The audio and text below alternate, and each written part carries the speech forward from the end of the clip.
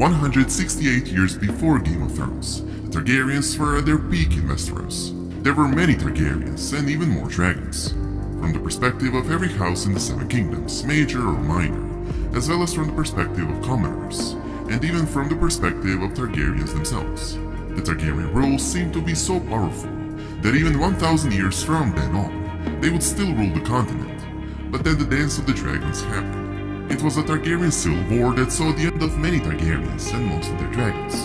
It nearly destroyed their entire house. This is one of the most exciting and most epic events that ever happened in the history of this world, and it's exactly the event that House of the Dragon will follow. Therefore, it should not come as a surprise that many main characters of the show are going to be the Dragon Lord ancestors of Dany Targaryen and Jon Snow.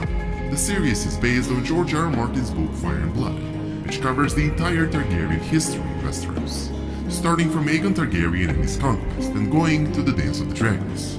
While Fire and Blood Part 2 will also cover the Blackfyre Rebellions, and will end with Robert's Rebellion.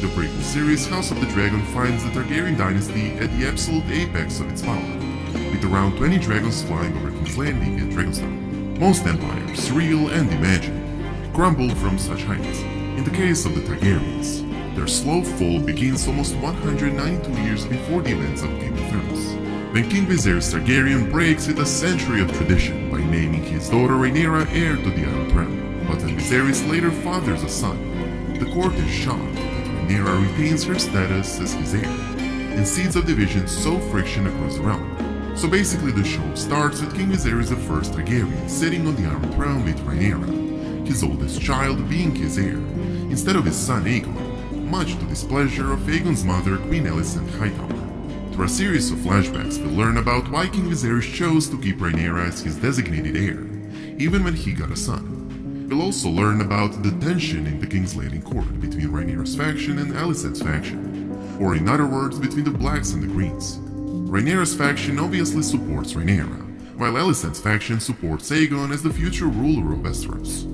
King Viserys I Targaryen had 3 children by his first queen Aemma Rhaena, but only one Princess Rhaenyra survived to adulthood. Lacking a son to succeed him, Viserys began to train Rhaenyra to be his heir.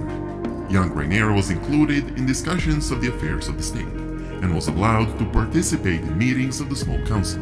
Many of the nobles took note, and Rhaenyra soon acquired a huge number of supporters. After the passing of Queen Aemma, Viserys named Rhaenyra his heir, and hundreds of lords and landed knights paid obeisance to her. The king later remarried to Alicent Hightower, and had 4 more children, Aegon, Helaena, Aemond, and Daemon. A great tourney was held at King's Landing on the 5th anniversary of Viserys' marriage to Alicent. During the opening feast, Queen Alicent wore a green gown, while Princess Rhaenyra dressed in the red and black of House Targaryen. Note was taken, and thereafter it became the custom to refer to greens and blacks when talking of the Queen's party and the party of the princess respectively. While many expected that the king would change the succession order, and the Hightowers tried to persuade him to do so many times, Viserys only strengthened Rhaenyra's place in the succession by marrying her to Sir Laenor Velaryon, who himself had Targaryen blood from his mother, Princess Rhaenys. It's not a big spoiler as his character is not that important, but in Season 1 Laenor will be executed, but I won't tell you by who, although you'll probably figure it out.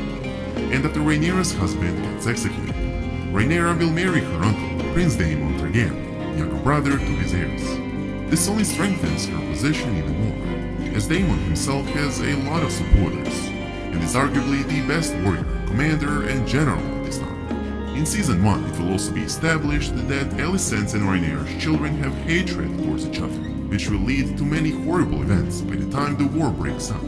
Speaking of the war breaking out, things start to escalate towards the end of Season 1. King Viserys dies, Queen Alicent Hightower conceals Viserys' death from the public, and instead has Sir Criston Cole, Lord Commander of the Kingsguard, summon the small council to Alicent's apartments in Maegor's Holdfast. Grand Maester Orwyle here predicts a war, believing that Rhaenyra would never be willing to give up her birthright, and had dragons at her disposal. When Lyman declares that he was not willing to listen to people plotting to steal Rhaenyra's crown, and attempts to leave, Sir Criston kills him. This makes Lyman the first casualty of the Dance of the Dragons. After Lyman's death, the Green Council made their plans, vowing their loyalty to their new king, and arresting all those in King's Landing who could be loyal to Rhaenyra. to all those who might be loyal to Aegon, ravens are sent.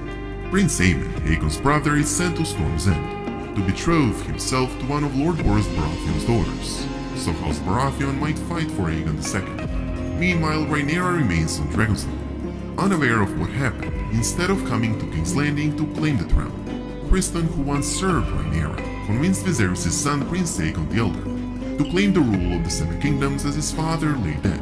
For this he became known as Criston the Kingmaker. Viserys had decreed his heir to be Rhaenyra Targaryen, Princess of Dragonstone, the daughter from his first wife Aemma Rhaena. The Greens at the Red Keep support Aegon the Elder, the eldest son of his second wife Alicent, however, and Criston takes into custody any blacks remaining at court. Alicent forbids Septons and Silent Sisters from treating Viserys' body. A week after Viserys' death, his passing is finally publicly revealed, with the Greens accounting the ascension of Aegon II Targaryen. The Silent Sisters then prepare the late king's body for the traditional burning of a Targaryen. Aegon's coronation is hastily prepared. The Dragon Pit is chosen as the site for its towering bronze doors, strong growth and thick walls, making it easily defensible. Sir Criston Cole crowns Aegon, while Alicent Hightower crowns Aegon's sister wife Haelena. However, the night before, the first defection had taken place.